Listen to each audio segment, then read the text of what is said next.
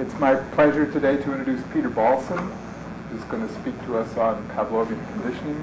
Peter got his BS from Stony Brook and his PhD from the University of North Carolina at Greensboro. He's at present the Samuel R. Milbank Professor of Psychology at Barnard College and Columbia University.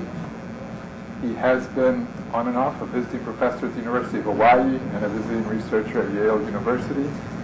He's had many editorial positions, including the associate editor of Animal Learning and Behavior, one of the most prestigious positions.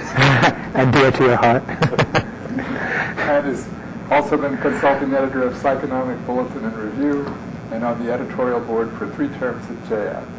He also has been influential in shaping the funding of things in the United States in terms of research by serving for 5 years, which I think may be a record on the NSF Animal Behavior Panel, and recently on the NIH panel in basic behavioral processes. He's a fellow of AAAS, APA, APS, and the board of directors of EPA. He is a department chair for 3 terms, although one was quite brief, not because of anything he did, but because he was an assistant professor, and they told him when he asked, would there be any possibility this would count towards tenure, they said no. He said, I will do it briefly. He has done a lot of work, some of it very interesting, on the development of pecking and ringdoves. This is how learning fits into this developmental process. He's done a lot of work on relative aspects of timing and Pavlovian conditioning, on context and learning, and on response variability. I give you Peter Balsam.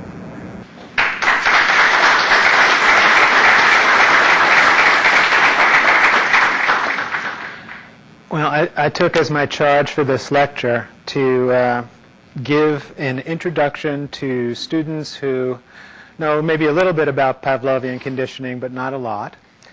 And when I start my courses, I always tell my students that everything I am about to tell you is incorrect. And I hope that you get interested enough to find out the ways in which this is incorrect, and then someday we'll come back and tell me why. A good place to begin the intellectual history up to Pavlov is probably by starting with Descartes. And Descartes was split behavior up into 2 parts, into voluntary and involuntary behavior. And that was an important step in our intellectual history, because what it allowed for is for mechanistic explanations of at least some subsets of behavior. Voluntary behavior was produced by free will. It wasn't governed by rules. But involuntary behavior was mechanistic. And the idea that Descartes had for what caused these behaviors was something that was very close to our idea of a reflex, that there was a triggering stimulus, and that stimulus triggered a particular response. And the idea that he had behind it, which was an idea which existed because they didn't know about neurons in those days, was that, let's say, when you touch something hot, what happened was animal spirits moved from one part of the body into the muscles. And the muscles filled up with the animal spirits, and it caused a withdrawal of the arm. And in fact, in the 18th century, people did experiments to try and figure out whether or not there were animal spirits. So some of the things that were done were they would put someone's arm inside of a sealed container with water in it. And then they would jab it or something, the person would contract. And then they would look to see if there was an increase in the displacement of the water. And if there were animal spirits, they expected to see an increase. Of course, those experiments failed. But it was the beginning of an intellectual tradition of trying to experimentally study the reflexes. Then in this history, another important step was taken by a Russian physiologist named Sechenov, who actually made the claim that all behavior was reflexive. And he was the first to really articulate, I think, the idea that a reflex is like a switch. And so a little bit of energy just was like closing a switch, and that would produce a complete response someplace. And that's not a very viable type of an idea, because, as we know, all behavior, right, isn't triggered by the same stimulus, and it's certainly not triggered by the same stimulus in different parts of the world when we speak different languages or when we encounter different situations. And Pavlov made the next step, and he said, well, there are two kinds of reflexes. There's a set of reflexes which are innate, inborn sorts of reflexes, and then there's a second set of reflexes which are acquired through experience. The paradigm that Pavlov studied was how it is that a new stimulus could come to evoke an old reflex. And here's a diagram that's probably a familiar diagram to you. The elements of Pavlovian conditioning are that there is an unconditioned stimulus which evokes an unconditioned response. In this case, one of the prototypical examples Pavlov studied was he'd put a little bit of food into the mouth of a dog and study how much salivation occurred. Then he would pair this unconditioned stimulus with a conditioned stimulus, a bell or a tone or a metronome. And after a number of those pairings, the bell, which previously didn't evoke any salivation, comes to evoke the response. And in the examples that Pavlov studied, the unconditioned response and the conditioned response were very similar in appearance. Before we go on to talk about that a little more, I want to tell you a little bit about Pavlov. His life was kind of an interesting life. When I was a graduate student, I had the opportunity to hear a lecture by W. Horsley Gant, who was the first American to go and study in Pavlov's laboratory. And he came, and by the time I got to hear him, he was an elderly man, and he was reminiscing. But he had a lot of vivid memories of what Pavlov was like, and so I felt very fortunate to do it. And so Pavlov was born on September 22nd in 1849. So remember September 22nd. And so you can organize your Pavlov Day parades. Yeah, I've been trying to do it in New York, but they haven't given me permission to close Fifth Avenue yet, but I'm working on it. He was the eldest of 11 children and the son of a village priest. And what Gant said was that his position in the family, being the eldest son, gave him a lot of responsibility, and it helped him develop some very, very regular habits. And I'll describe those in just a second. But he was actually pretty sick as a kid, and he was educated at home by his father until he was the age of 11. And then he went off to school. But these work habits from the family responsibility and from his father's schooling stayed with him for the rest of his life. He became a physiologist, and he studied circulation and digestion. And in fact, in 1904, he won the Nobel Prize for his work on digestive physiology. And what his contribution was, he developed a system to open up a fistula in the stomach of a dog, and so he could actually measure the digestive juices that were produced by food as it moved through the digestive system. And in the process of doing this, he was a very, very careful observer. And what Gant describes, in the process of doing this, it really, really bothered him that he described these functions relating the amount of meat powder you put in the dog's mouth to the gastric secretion or to salivation, but there was always a certain amount of salivation he couldn't explain. There was always some extra stuff that couldn't be accounted for by the meat powder. And it really, really bothered him that this was happening. It was always on his mind. And what Gant says happened is one day he was doing an experiment, and the caretaker, the person who took care of the dogs, walked into the experimental room. And Pavlov was there, and the dog starts gushing digestive juices. And Pavlov said, these are the psychic secretions. And he was off and running with this idea that it was a new stimulus could come to evoke a reflex if it had somehow become associated with something that already evoked the reflex. And he spent the rest of his career studying that idea. Pavlov lived in great poverty. He was, in the beginning, but his research was really, of paramount importance to him. He didn't really want to be distracted by practical issues such as salary, clothing, or living conditions. A number of times in his life, he was so poor he couldn't afford a place to live, and he had to send his family home to live with relatives, and he slept in a cot in the lab. And this part I really like, which is that when his students heard what was going on, they felt sorry for him. And so after every lecture, they would pass the hat around and get money. So I've instituted that tradition during this lecture. All right, we'll see what the feedback is. He was also apparently the prototype of the absent-minded professor. And he was always had his head in the work. Living in all this poverty and stuff. He got apparently a telegram came to the house saying that he was going to be given a permanent appointment and a professorship and money and things. And his wife was there, with the telegram and all excited. And apparently he was in the closet doing an experiment on butterfly larvae. And she opens the door, I got news, get out. And he said, you got a job? And he goes, get out of here, don't bother me. Or he would do things like, she would say, go get the railroad tickets, and he'd wander out of the house to get the railroad tickets. He'd come back 3 hours later. He wouldn't have the railroad tickets, right? But apparently this was pretty typical of him. But he lived a very regular life. He would get up at 6 o'clock in the morning. He'd walk 3 miles to the laboratory. He'd come home at 6 p.m. He'd eat his dinner. From about 7:30 to 9:30, he would rest or maybe take a nap.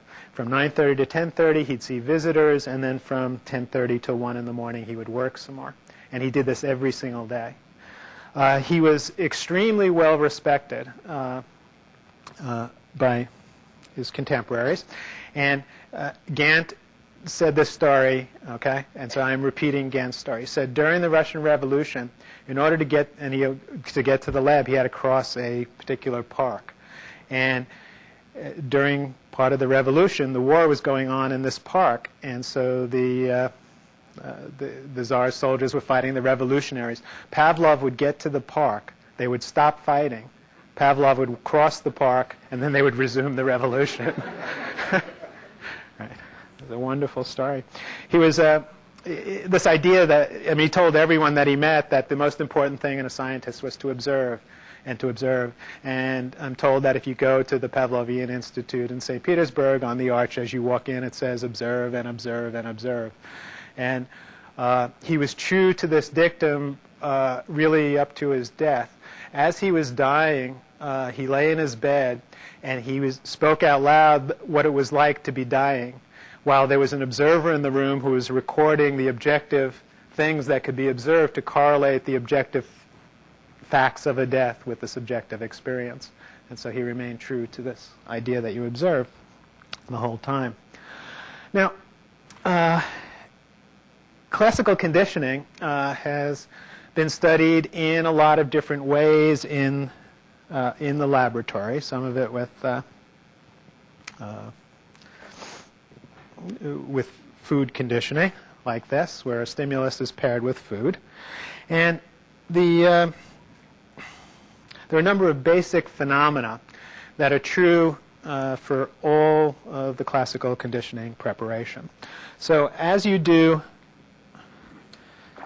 pairings of a conditioned stimulus and an unconditioned stimulus, the probability that you get a conditioned response increases. And it increases if his trials, and this is some kind of measure of the strength of the response, it's a negatively accelerated function up to some asymptotic level.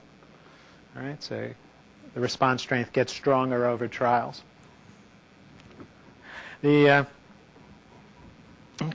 so that's where you're pairing a conditioned stimulus with the unconditioned stimulus. If you stop those pairings and just repeatedly present the conditioned stimulus by itself, so you present the CS alone, then we all know what happens. The response goes back down. If you give a rest period,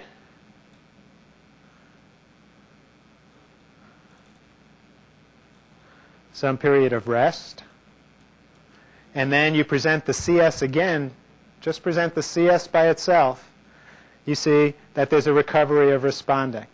And that increase in conditioned responding from the end of one extinction to the beginning of the next is referred to as spontaneous recovery. And these are pretty typical of most conditioned responses. I had occasion to experience it, unfortunately, not too many years ago, in which I was sailing, and all of a sudden a squall came up and the boat capsized. And I was hanging onto the side of the boat, and the waves were washing over us. And unfortunately, I didn't have a life preserver on, neither did anyone else. And it was a pretty bad experience. And as a result, though, of the pairing of the sailboat with the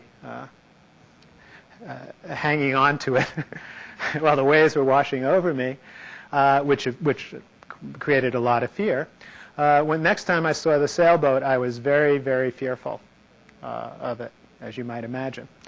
And so being the good psychologist that I am, I thought, well, all I need to do is extinguish the fear response. And so what I did was I arranged to take sailing lessons, which I should have done in the first place. So I kept going out on the boat and sailing and with the instructor. And eventually the fear went away. And then the summer ended. And so then I came back about a year later to go sailing again, and I came and started to get into the boat in the water, and what do you think happened? Sure enough, I was very, very fearful. And over the years and many exposures to sailboats, the fear has gone down a lot. All right.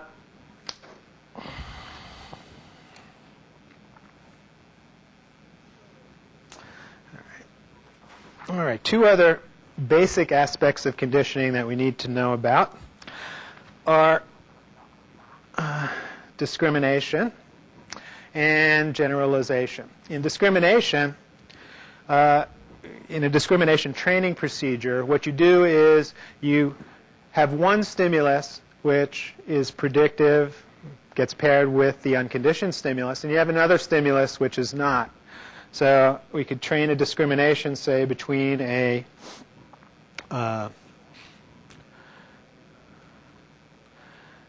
let's say a red light and a green light by the red light, say it could be paired with food, and the green light followed by nothing.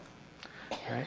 And the red light, because it's predictive of the food, is known as a positive conditioned stimulus, or a CS+. And the green light, which is never paired with food, is known as a CS-. And the plus and minus only refer to the correlation of those cues with the outcomes.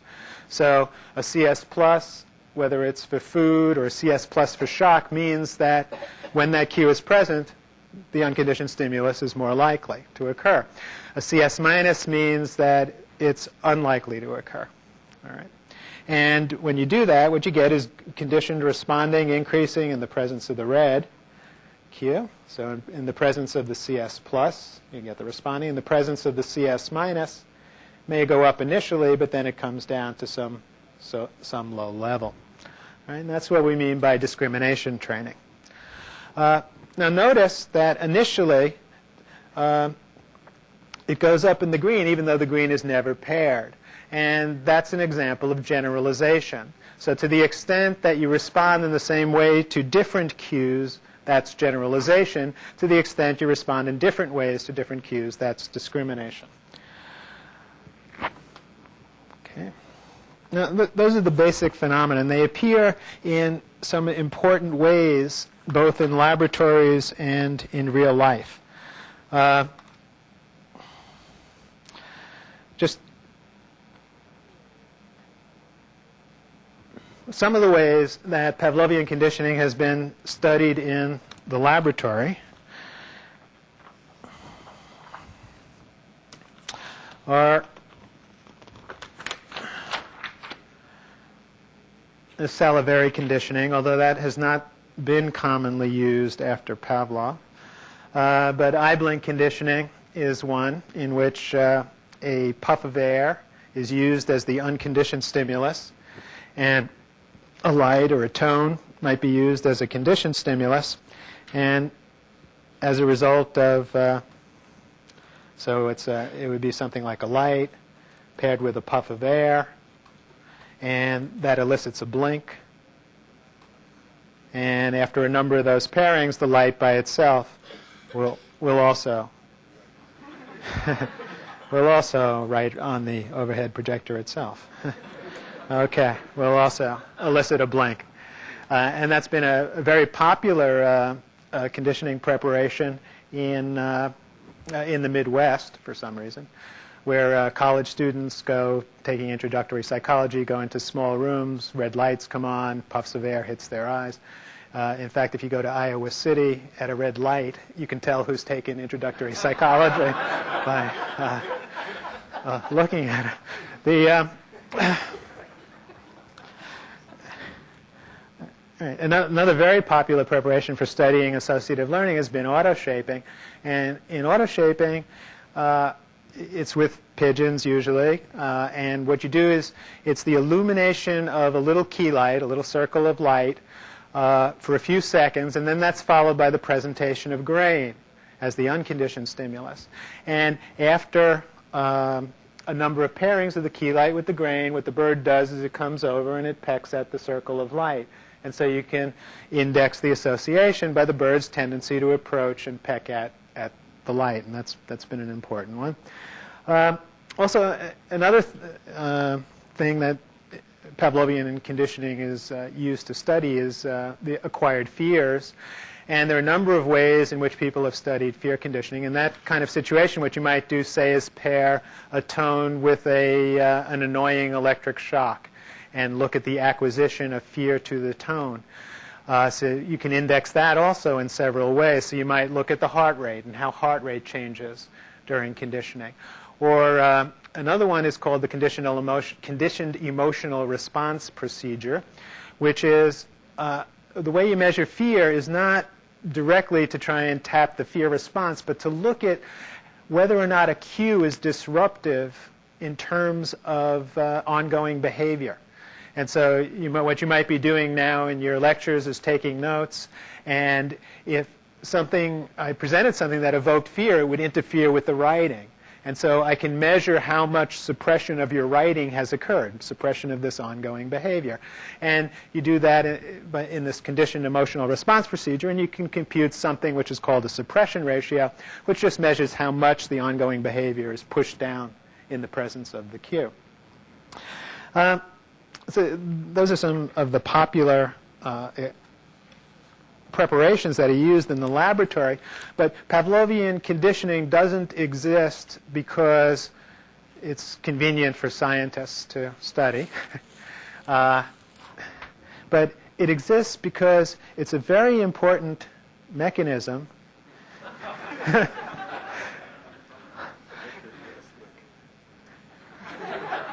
it's a very important mechanism for how we tune ourselves to the world. Because there are reliable relationships in the world, but that may change from one environment. What the reliable relationships are may change from one environment to another, from one generation to another. And Pavlovian conditioning is a very, very important mechanism for that adaptation. With respect to learning about foods, for example. I'll just give you two examples. One is the digestive juices that we secrete are different for different foods.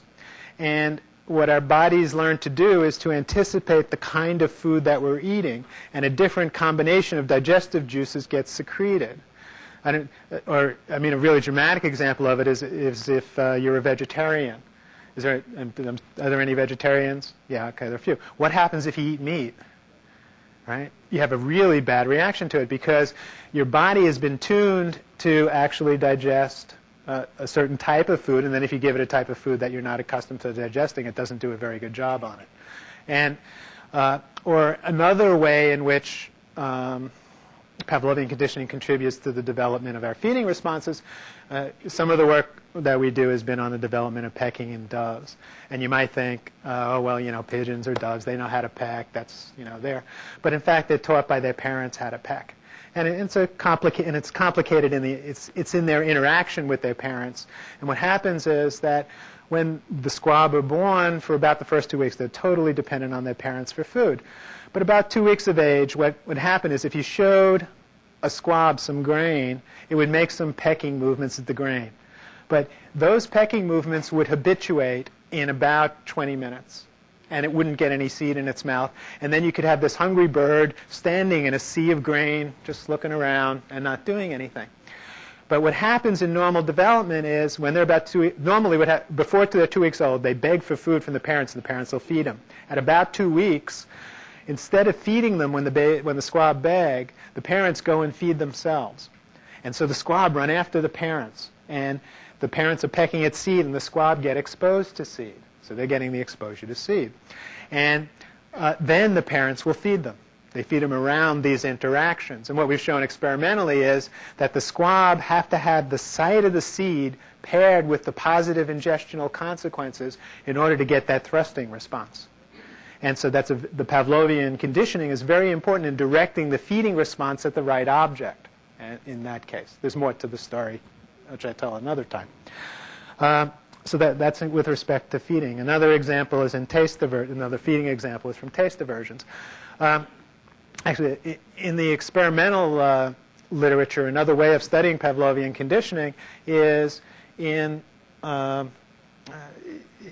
you take a rat and you give it a novel flavor of food or a novel flavor to drink, and then it gets ill, that rat, in a single experience, can learn a very strong aversion to that. And this happens all the time in humans. And it's not like it's a conscious thing. Like sometimes what happens, and it's probably happened to some of you, is you go to a restaurant, you eat a particular type of food, and then maybe that evening you get the flu, right? And it's the flu that made you sick, right? Nevertheless, next time you go back and see that type of food or smell that type of food, you feel kind of nauseous. These things happen all the time. Or another practical consequence of it is when people are undergoing chemotherapy, sometimes one of the byproducts of chemotherapy is that it produces nausea and things like that. But it gets associated with foods. And so people, while they're undergoing chemotherapy, actually acquire new aversions to foods. And you can see, if we understood the rules of this type of learning, then we would be in a much better position to try and minimize those types of side effects in those sorts of situations. Or another very interesting example of Pavlovian conditioning is from drug cravings. I'll try not to write on the thing. If you use as a conditioned stimulus, Shep Siegel has done this work. If you use as a conditioned stimulus some environmental cue, like a novel room, and you have, let's call it drug paraphernalia, which are paired with opiate drugs. Okay, and the effect of the drug is to make a person high. Well, after a number of those pairings, there's a conditioned response to the drug paraphernalia. And that conditioned response is a withdrawal response. It's the drug craving is the conditioned response. It's in the opposite direction. And so one of the implications of that is that if someone is a drug addict and that you take away the drug and they kick the habit and so they no longer have the drug in their system, as soon as they go back to the environment in which they had taken the drug, these conditioned craving responses are going to recur. And that's going to contribute to the high level of relapse that you see in drug addictions. Another related example, which I'm really excited about, is something that we just recently discovered in my lab. some of Tatsuya Oyama and Mike Drew, some of the students who were working on it, is that we're doing an experiment to look at the effect of a drug on timing. And so what we did was we gave a dopamine antagonist. And dopamine is the neurotransmitter, which it affects a number of cognitive processes, but it's also the neurotransmitter, for example, that's been implicated as being too high in schizophrenics. All right, and so you want to, the drugs that schizophrenics take lower the level of dopamine and control psychotic symptoms. All right, so you have these cognitive effects. And what we found out was we were giving these injections of the dopamine antagonist, and we were getting changes in time perception when we were doing it. And that was okay. But what we discovered was the changes in time perception didn't depend on the drug. What happened was the drug, the stimuli associated with giving an injection became associated with the drug effect. And it was the conditioned response to getting the injection which was producing the change in cognition. Right? I mean, that, and so it's got, you know, just the implications of this idea, if you take it a step further, are just in general for medicine, are that when you take any kind of a drug, whatever it is, or any kind of medical treatment, what you're actually seeing is an unconditioned effect of the drug, which is blended with whatever the conditioned responses are to taking the drug. And that you don't know which part's really the effective part. They're both very real parts of that intervention. But, you know, but it's the mixture of the two which is producing the effect. And that would be really worthwhile pulling those kinds of things apart, I think. Okay. I already spent too long on real-life examples, but I think you can see that it's an integral part of how we get about the world and how we adapt to the changing circumstances in the world, and it's always there. So in the analysis, so now we want to understand it. Okay, so we want to understand how this thing works. And there are three questions, and they're interrelated questions that we want to try to answer. So they are, and you would want to do this for any kind of learning, not just Pavlovian learning. You'd want to answer the questions, what are the necessary conditions for the learning to occur? Exactly what is it that's learned? That is, what it's the contents of the learning. And then, how does the learning get expressed in performance? And over the history of this topic, there are different answers to what the necessary conditions are, which is what we'll start with. For Pavlov, Pavlov's idea about what was necessary for conditioning was contiguity. And that's an old idea, often attributed to Aristotle, is that when two things appear contiguously in time and space, an association is formed between them. And so because Pavlov thought that was a necessary condition, the kind of experiment that he did were ones which varied the contiguity of his conditioned stimulus and his unconditioned stimulus.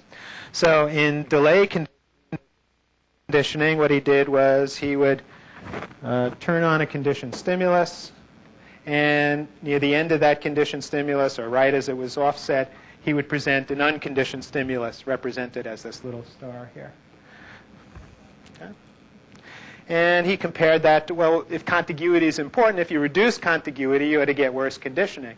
And what he found was that if you introduce a gap from the offset of the conditioned stimulus until you present the unconditioned stimulus, put in a little gap in this spot, that conditioning, in fact, does get worse. And he called it trace conditioning because what he thought, again, remember, contiguity is what's necessary for learning to occur. So what he thought was that there must be some neural trace of this conditioned stimulus that's present when the representation of the unconditioned stimulus was activated. And so he called it trace conditioning. But he also looked at some other interesting arrangements which are very informative with respect to what's important in conditioning.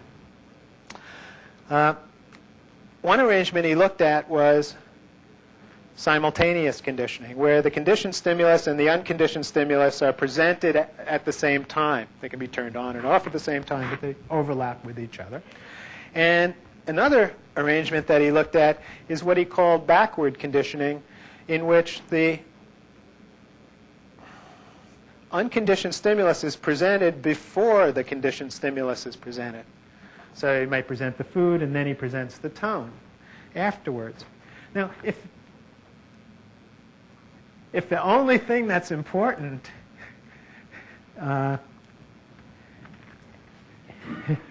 just got the 5-minute signal, and I'm nowhere. Okay.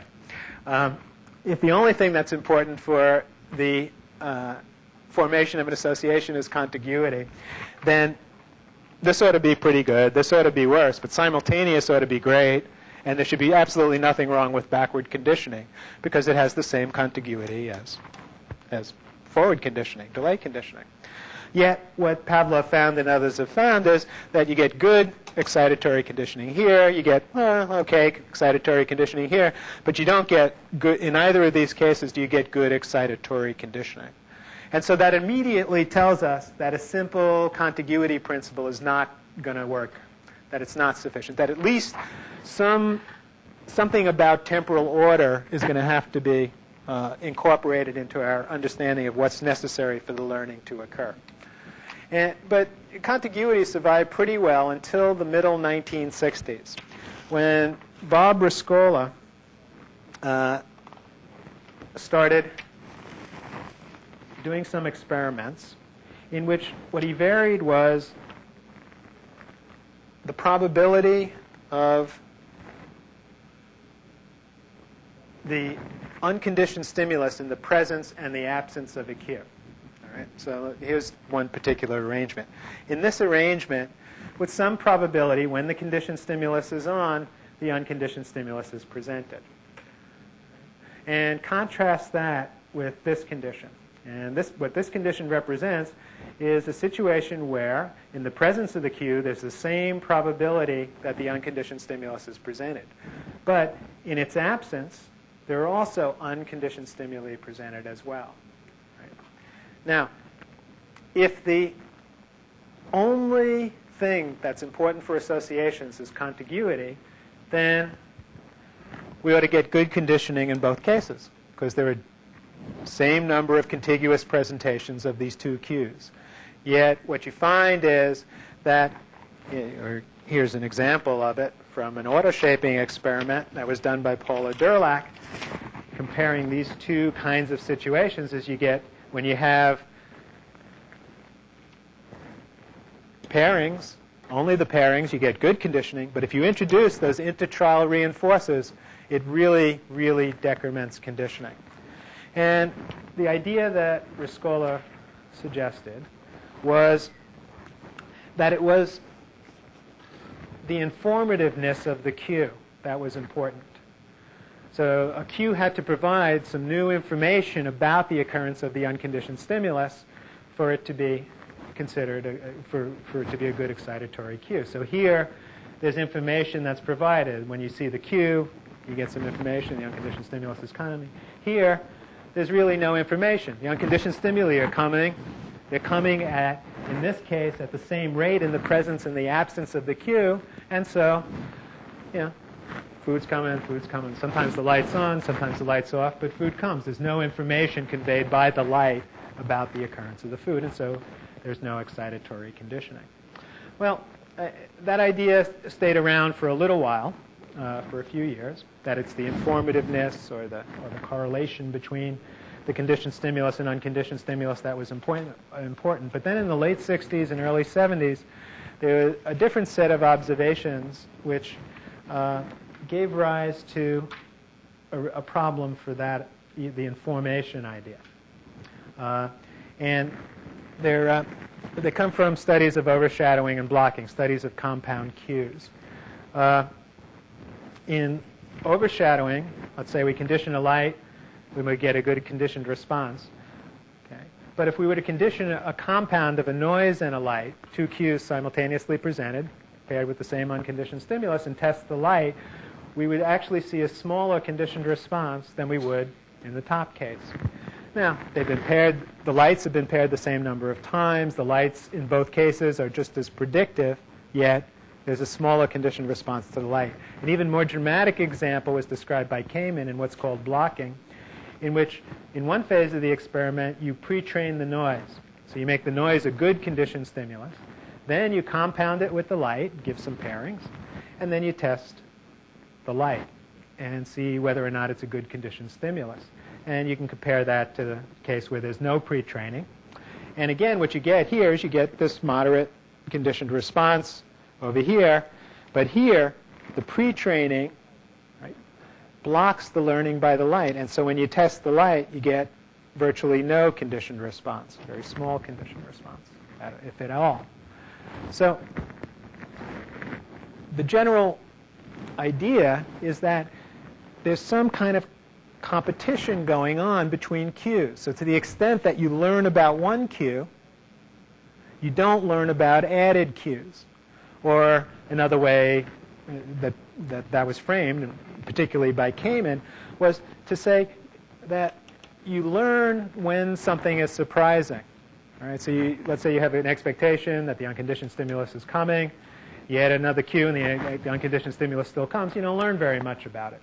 All right? So somehow the amount of learning depends not just on a cue itself, but on other cues that are simultaneously presented.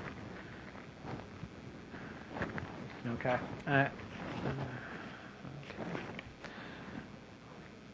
Okay, so I'm only going to take this one more step, which is to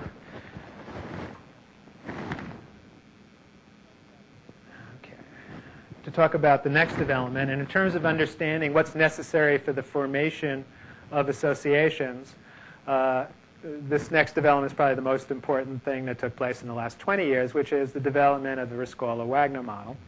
Rescola-Wagner model is a kind of model that relies on an assumption about learning, which is embodied in this linear operator model. And it's a very simple idea. It's that the amount that's learned is a constant fraction of what's left to be learned.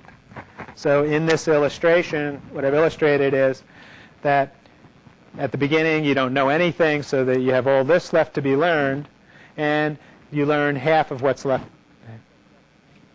Then this is what's left to learn after the first trial, so you learn half of that.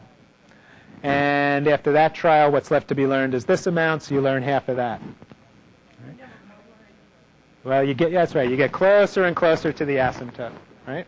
And because of that property, that you're going up proportional to what's left to be learned, you wind up with what we want, which is the negatively accelerated learning curve. Now, Rescola and Wagner took this idea and they added one simple assumption to it. And the assumption that they added to it was that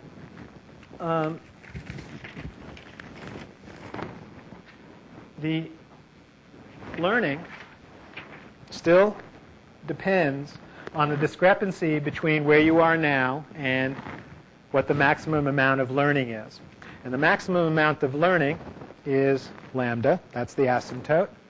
And the current value, let's say, of a compound Q is the value of its elements added together. And on any given trial, the amount that the associative value changes for QA is going to be a constant fraction of the discrepancy from the asymptote to where you are now. Now, the learning rate, that's what these are, the learning rate parameters, which determine the fraction of what's left to go that you learn, have two parts in this model. One is alpha, which is specific to the Q that's being conditioned. So maybe you might learn more, say, about a noise than a light. And so that would mean that the noise would have a higher alpha. So the rate of learning to the noise would be higher than the rate of learning to a light. And then the other part of the learning rate is this parameter, which is called beta, and that's determined by the unconditioned stimulus. And so it might be the case that you learn faster about shocks than you learn about food. Or it might be the case that you learn faster about a lot of food compared to a little bit of food. And that would be reflected in this parameter, the beta for the unconditioned stimulus. So this is just the fraction. This is the learning rate. And it's the fraction of what's left to learn on each trial. And this is the discrepancy. This is how much you already expect the unconditioned stimulus, the current value, and just the discrepancy from the asymptote. And you can see that you can get things like overshadowing and blocking out of this model. So for example, if you have only one Q present, right, then the discrepancy is between the asymptote and the value of a single Q, and it'll go up a certain amount on this first trial. Okay, and then it'll go up on the second trial, and it's only that one Q. But to the extent that some other Q is being learned about, right, so to the extent that some QX is being learned about, then the value of the compound is higher, right? And so the discrepancy is smaller, and so you learn less about a Q. Or in the case of blocking, let's say we pre-trained QX really a lot. So X is up near asymptote. Well, then as soon as we introduce the compound, the value of the compound is A, which is 0. It's just starting out, but X is already up there, right? And so the value of the compound is very high, close to asymptote, and so the discrepancy is very small, and so there's going to be very little learning to A, to QA, and so you get blocking. Right? So this has been probably, this model has been the most influential model of associative learning, certainly during the last part of the century. And it's the foil against which all others are compared. And so this is a good one to start out with. Well, unfortunately, I have run out of time. And there are two other questions, which is what are the contents of learning and how is learning expressed in performance, which I won't be able to discuss today. But I hope you can see, though, that Pavlovian conditioning is an incredibly important part of our adaptation to our environment and to the changes in our environments, and that you'll find out the answer to the other two questions.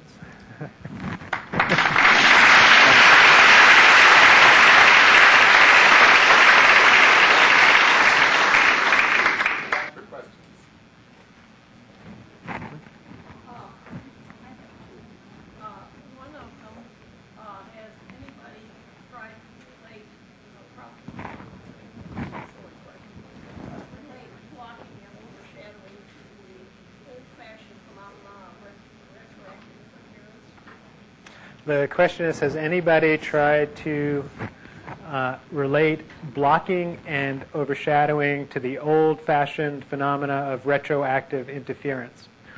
And the answer is that Ralph Miller is just beginning to do that.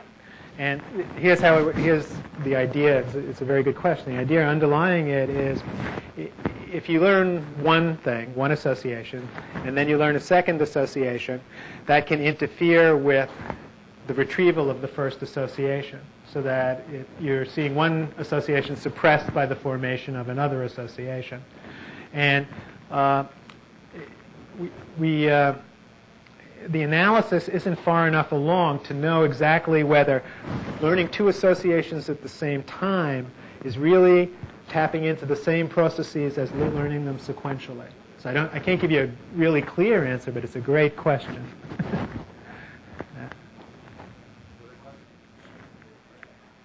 Oh, did you have number two? Okay. Yeah.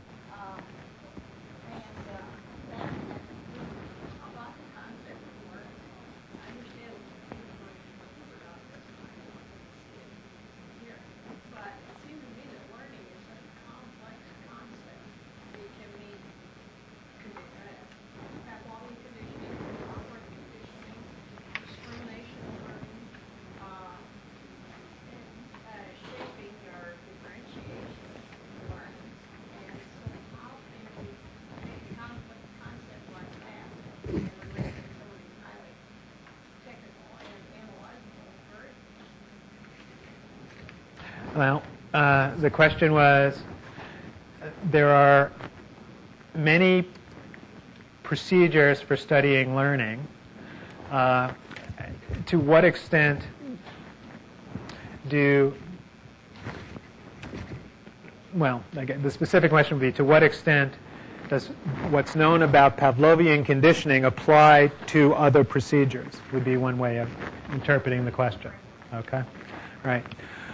So the basic, well, one question is the basic phenomena. So the shape of acquisition curves, the basic way in which things are learned, the discrimination, the generalization, overshadowing, blocking, all of those phenomena do not seem specific to a Pavlovian procedure, but they seem very general in their form. Now, one of the questions that everybody who studies learning struggles with is, what's the smallest number of principles that you can have and build up the rest of the world from that? There are, there's some that argue that with the rules of Pavlovian conditioning, the rest of the world will follow. Yeah, right. And, just how far that'll go, I guess we'll see.